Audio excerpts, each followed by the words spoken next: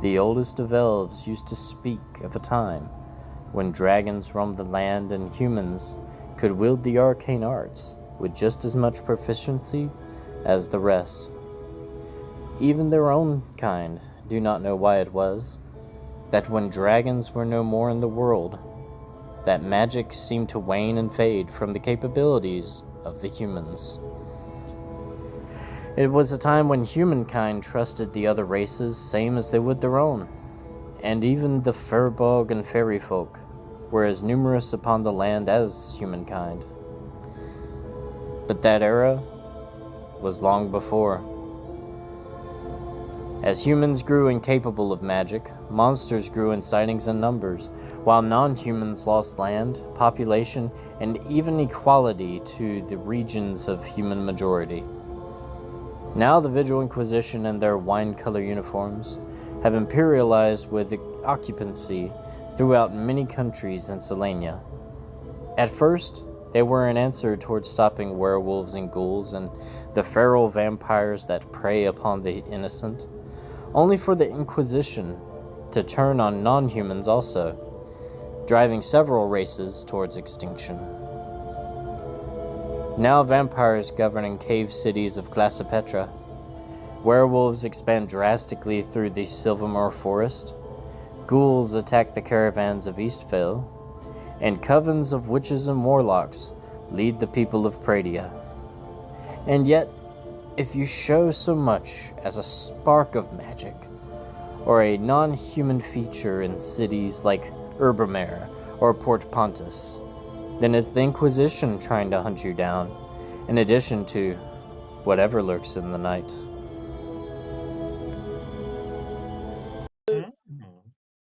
It's daytime, early morning in Valeport. It's already raining. It's still dark out because of all the clouds and the rain. You can still see like torch lights and a couple of like gaslit street lamps up to help with the lighting. And you guys are on like the northern side of town at the main gate of the city. As everybody's like loading up the wagons and carriages, people are haggling to try to get on to get into the ride. I mean the way out of Valeport. There you're going to see a few people.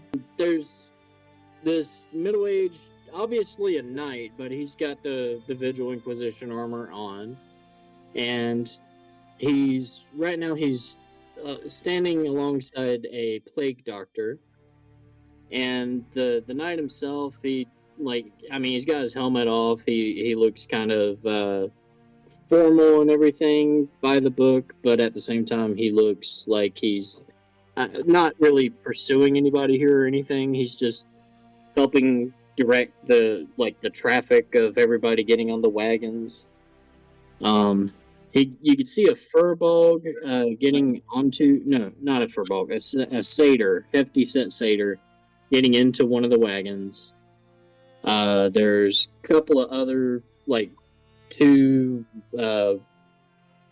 like a mother and daughter that's getting in there in one of the wagons as well. I think the same wagon. You've got two of these Viking guys, one with blonde hair, one with brown hair, and I think that let's see, Jacob's character would recognize them as Coleman Ross, and they're really just kind of leaning up against one of the carriages at the moment. Their job isn't ready yet. None of you guys have yet to secure whether or not you're working on this wagon or carriage, so y'all may wish to speak with some people in the area. There's definitely a private investigator that a chief inspector that Jacob would recognize in the area. An old lady with two daughters or granddaughters, it seems. There's even a clown. The clown's getting into the back of the wagon with the heavy set satyr. If I could just put a little timeout, just a little throw the hands up timeout. So are we like all in line to get onto this cart? Is that what we're doing? There's I'm kind of trying a to set the line. scene. Like I see, like I'm trying to figure out, you know. There's sort of like a line. It's really just like a mosh of people in a rectangle. Gotcha. Okay. Wagons are being filled up pretty quickly, and front of there would probably be let's see. So Jonik would already be there with the plague doctor. That's Moby. He's helping him. Jacob would probably be there with Coleman Ross. And that just leaves Quincy, Zergo, and Norman Norbit in the line. Well, Quincy would probably be trying to be around Willard, the investigator. Here, I think you may have Oh, that's described right. him. Okay. Thank you for reminding me that. Willard is there. You do see the chief investigator kind of close to the night. All right.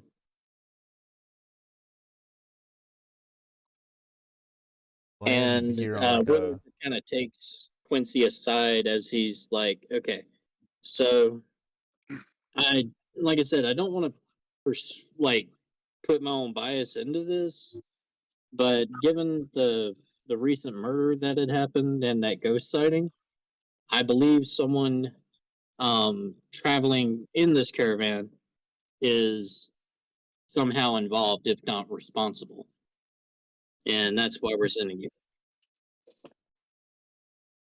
okay. So, is there anybody in particular that you would like me to investigate? Suspects? Um, like I said, I don't want to say any specific names yet, just in case. But I can tell you this. I know it just so happens that the widow Mallory Willow is boarding one of the carriages with her granddaughters. She's been uh, she's been funding the orphanage that's um, the Willow Orphanage south of Vailport. Uh, but she's also like her widowship has just happened within a month ago. I don't think she could be the killer because she's old and frail, but chances are maybe the killer is around. Okay. Okay. Well, I'll just kind of do my investigating thing. I suppose. So, Quincy would like to, I guess, try and observe the crowd to see if anybody really sticks out to him. All right, give me a perception roll. Hell yeah. Got a 6. You don't see shit. All right, 6 in total. so You actually Quincy's tripped like the ball. looking around, I guess, and he's like, okay, okay. Yeah, There are there are a some lot tall of people faces, here. a lot of non-humans. Um, Something that sticks out. You may see a couple of inquisitors like uh giving a dwarf a little bit of hell, like in an alleyway. Not really like doing anything out of procedure, but just searching him and being like, "Why are you over here?" and yada yada. Okay, I Listen, I know I'm not definitely a bard, but what is the description of the dwarf? yeah. Okay, so the dwarf. Just kidding. Oh, okay. What kind of cobblestone are we on? I would Oh like my to know God. what kind of bird, the flora and fauna that is currently surrounding us. Jesus. Soon after that, Ross makes an announcement out that anybody with an able blade and some skill, we've got a couple of reserved seats. but we're going to need your help on this caravan.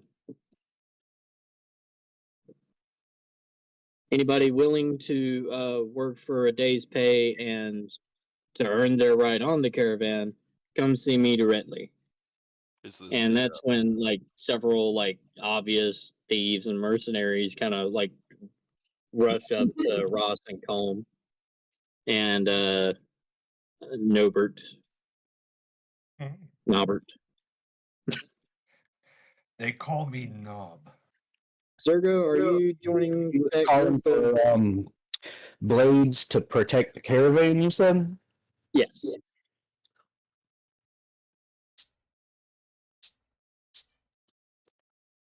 Any able warriors? Yeah, I mean, Quincy would kind of jump on that, be able to Okay. go ahead and get his footing as somebody that the caravan trust. Okay. Yeah, and I'm already on this caravan with Yes. Dr. Moby. Okay. With Moby, you're actually being boarded into your own personal carriage with Moby. Ooh. Yeah, That's and private like time with the doctor. his plague doctor mask, he always keeps on. You can't read this guy to save your life. He's just, I mean, he's always got a cheerful, positive voice. Every time you see him, like working on trying to solve the plague, if there's like a patient that's a kid, he gives the kid like a lollipop and pats them on the head. No idea where the lollipops come from, might I add. But other than that, if he's just sitting, it's almost unnatural.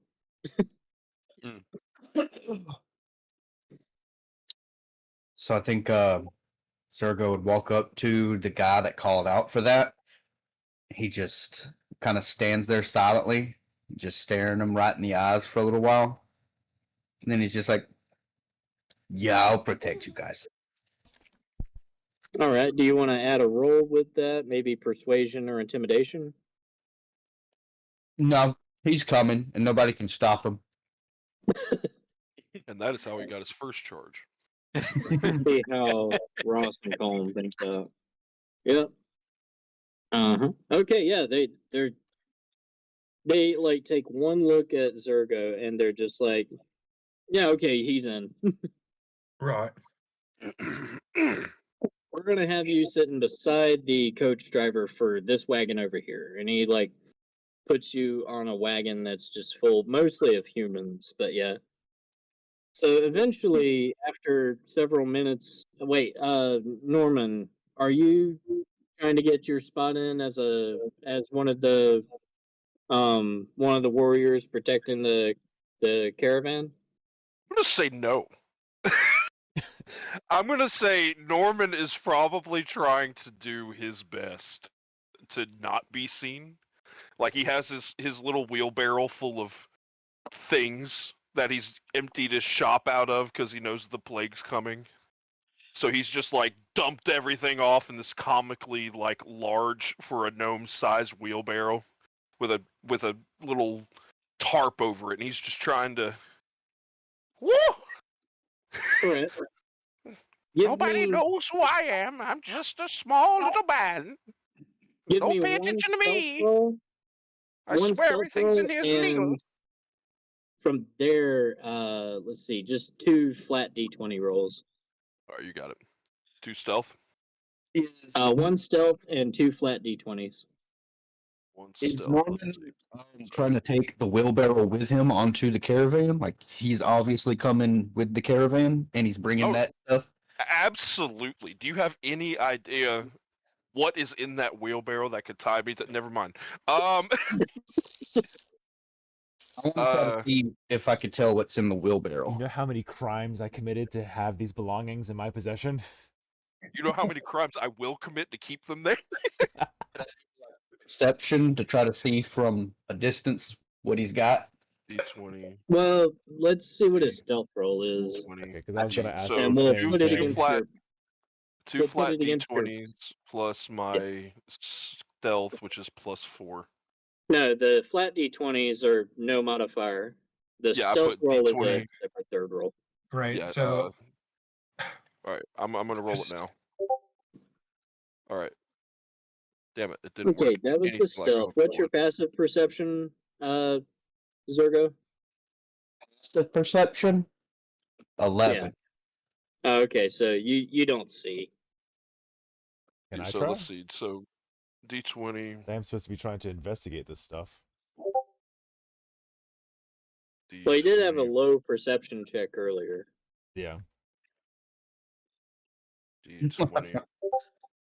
All right, so I'm just assuming that the D20 plus 4 was the 14. So there's the other two D20s. So there's 4 and 8. All right, and okay, so you were like fifth in line, and it looks like the caravans are like the wagons and everything are already filling up fast. And that's when you hear Colm and Ross go, "Last call for any capable warriors that want to earn a day's pay and a free ride between here and the four trades." Fucking idiots. They'll never catch me. And that's when Colm like whispers over to Ross, and he's like, "Oh, 2 days trade. That 2 days pay. That's right. It's a 2-day trip."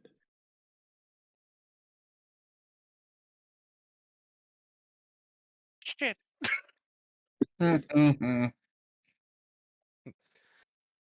gonna walk over, but since I'm like 3 feet tall, I'm just gonna like tug on to the Colm's pants leg, and then with my beautiful, with my beautiful, charming, whimsical eyes and my small gnomish face, I'm gonna say, "Sir, I'd like to be a warrior and guard the caravan."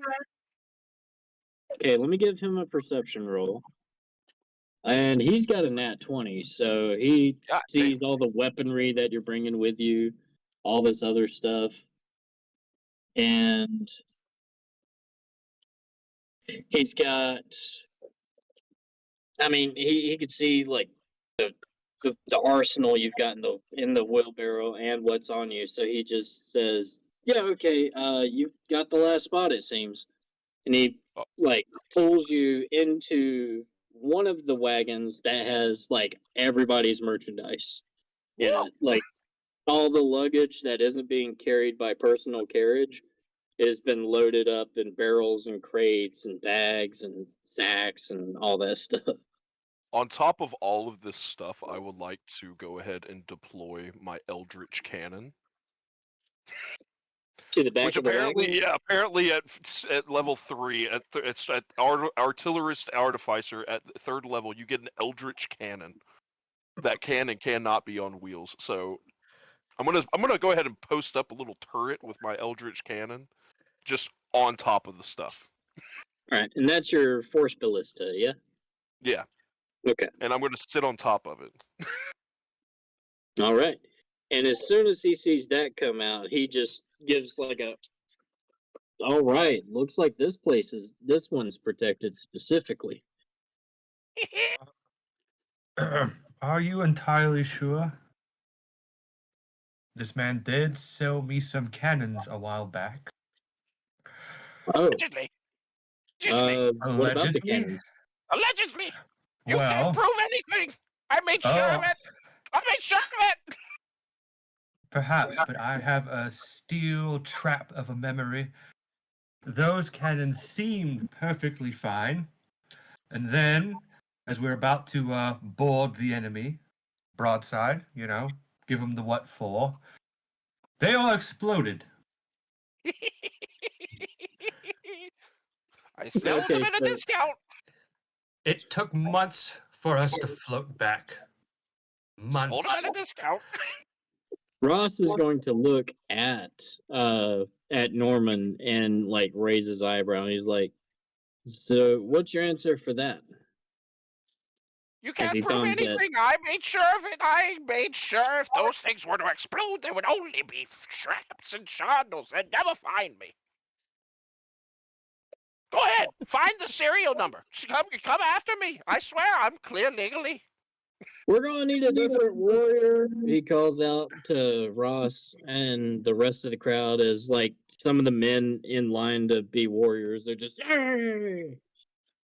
And from there, did I say Ross or Colm? Colm, he picks up Norman by like the back of his studded leather and just sets him back down onto his feet, moves his ballast to his wheelbarrow that he was helping to load up, and he's just, get out of here. Fool! Now, now wait, he still owes me money for those cannons. Oh, well, it's a shame that the plague is here.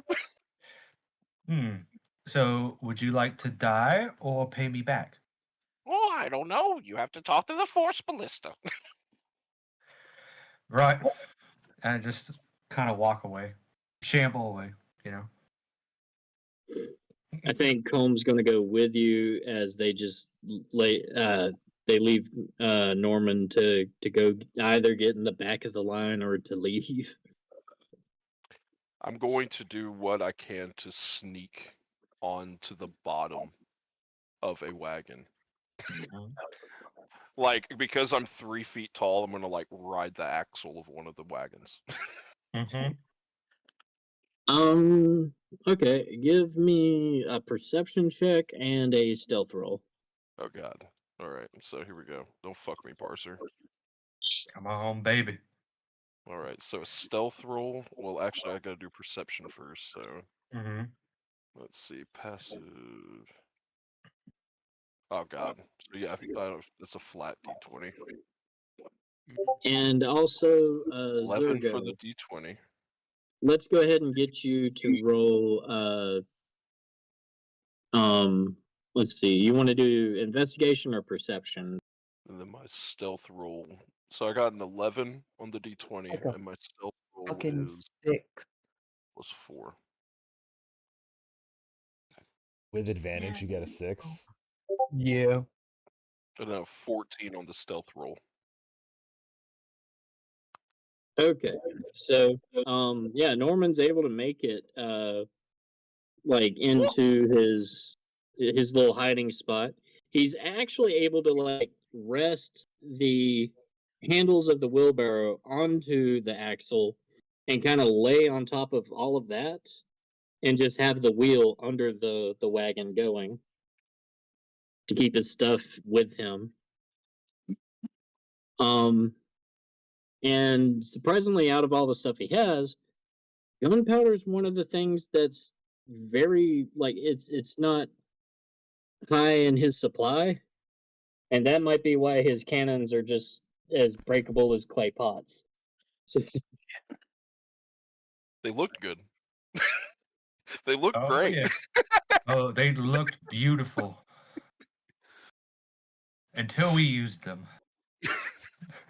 so he's snuck aboard.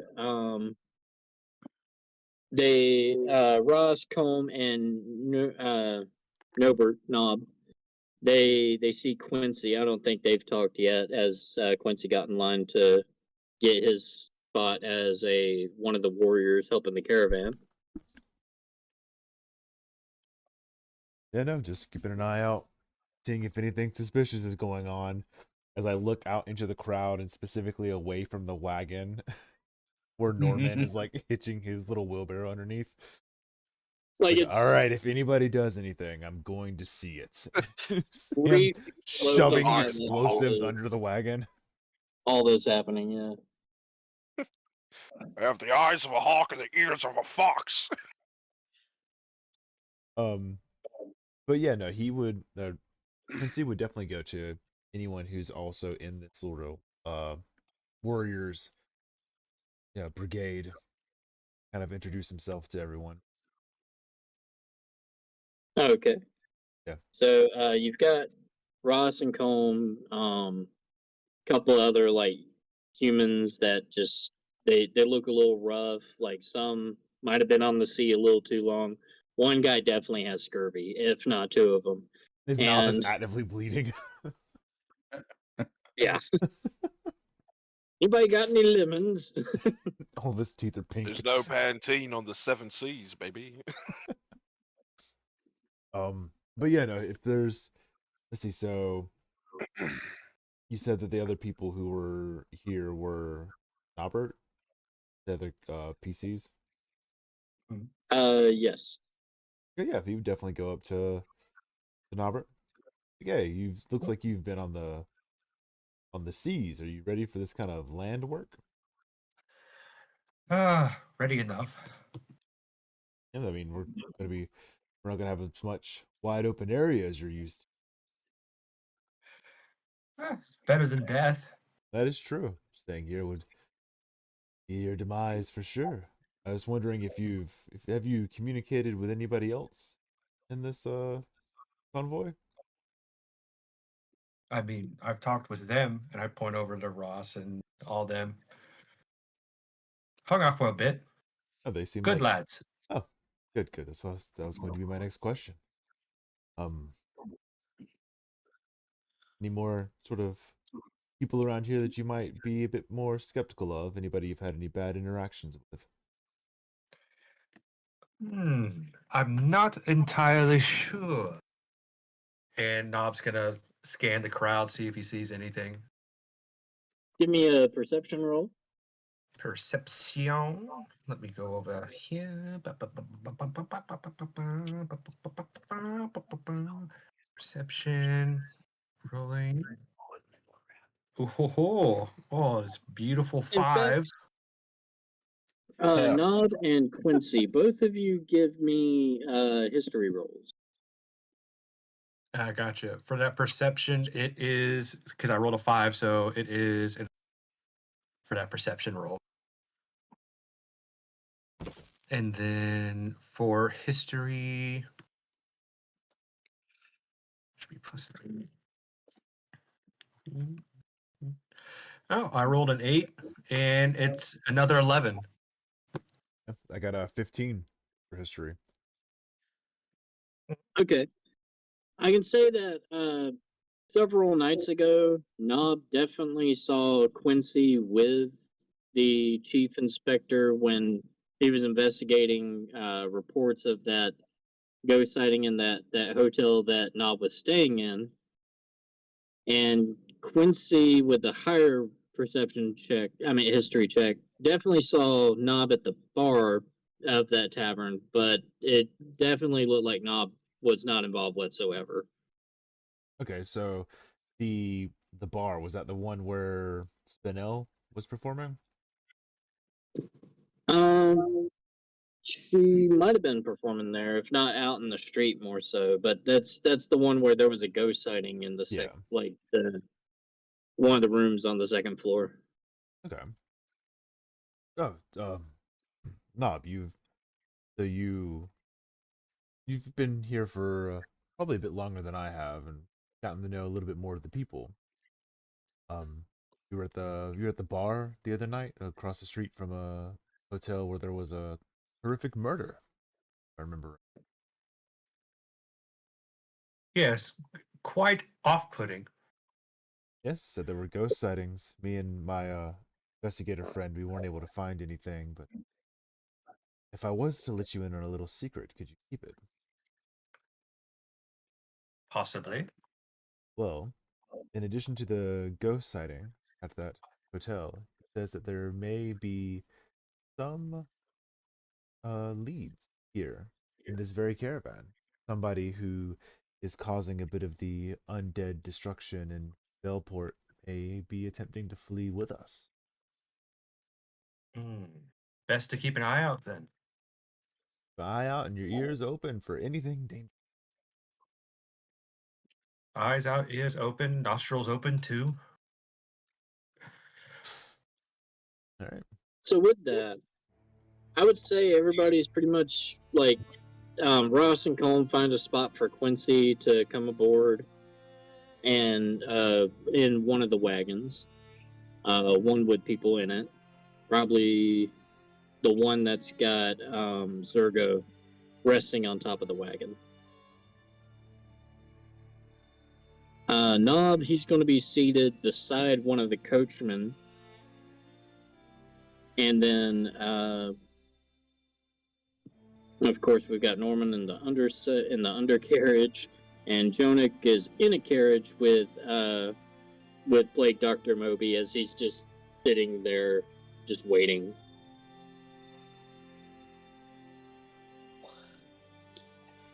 So, okay. Now that's when you start to hear like, time to shove off, and that's, like you can hear the coachmen getting into their seats and getting the reins and whips cracking, the gates open up, and the wagons start to take off.